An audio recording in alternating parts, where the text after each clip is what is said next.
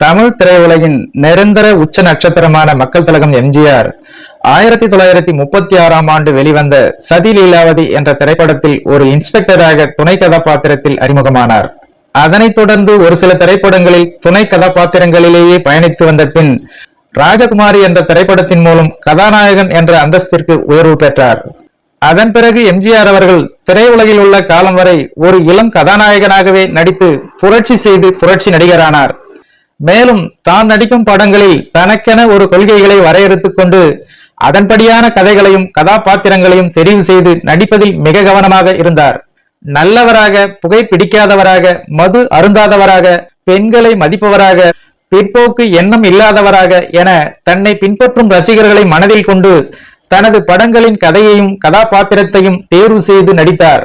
அந்த வகையில் இயக்குனர் டி.ஆர். ராமண்ணா தனது RR பிக்சர் சார்பில் எம்ஜிஆரை கதாநாயகனாக வைத்து குலே பகவலி, பாசம், பெரிய இடத்து பெண், பணக்கார குடும்பம், பணம் படைத்தவன், பறக்கும் பாவை என பல படங்களை எடுத்து வெற்றி கண்டவர். மேலும் எம்ஜிஆர் மற்றும் சிவாஜி இருவரையும் தனது குண்டுகிளி என்ற திரைப்படத்தில் நடிக்க வைத்த பெருமைக்கும் உரியவர். இயக்குனர் டி.ஆர். ராமண்ணா தனது RR பிக்சர் சார்பில் எம்ஜிஆரை கதாநாயகனாக வைத்து 1957ஆம் ஆண்டு தயாரிக்க இருந்த திரைப்படம் தான் காத்தவராயன் என்ற திரைப்படம். 1941ஆம் ஆண்டு பஷிராஜா பிலிம்ஸ் தயாரிப்பில் இயக்குனர் பொம்மன் ராணி இயக்கத்தில் P.U. சின்னப்பா மற்றும் M.S. சரோஜினி நடிப்பில் வெளிவந்து ஒரு மாபெரும் வெற்றி பெற்ற திரைப்படமான ஆரியமாலா என்ற திரைப்படத்தின் மறு உருவாக்கமாக இதை எடுக்க திட்டமிட்டிருந்தார் இயக்குனர் டி.ஆர். ராமண்ணா. படக்குழுவினர் படப்பிடிப்புக்கு தயாரான நிலையில் எம்ஜிஆர் அவர்கள் நடிப்பதற்கு சற்று சுணக்கம் காட்ட விவரம் ஏதும் அறியாத இயக்குனர் டி.ஆர். ராமண்ணா காரணத்தை எம்ஜிஆரிடம் கேட்க, அப்போது எம்ஜிஆர் அவர்கள் படத்தின் கதைப்படி நான் மந்திர தந்திர காட்சிகளில் நடிக்கும்படியாக இருக்கின்றது, அது என் கொள்கைக்கு மாற்றானதாக உள்ளது, அதனால் அதை சற்று மாற்றம் செய்தால் நன்றாக இருக்கும் என்று தனது யோசனையை எம்ஜிஆர் முன்வைத்தார்.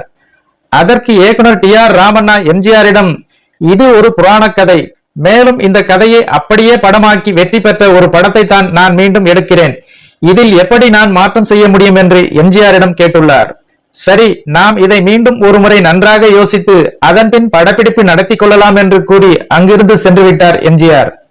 அதன் பின்னர் தான் சிவாஜி கணேசனை கதாநாயகனாக நடிக்க வைத்து காத்தவராயன் என்ற திரைப்படத்தை எடுத்து முடித்து 1958ஆம் ஆண்டு வெளியிட்டார் இயக்குனர் டி.ஆர். ராமண்ணா.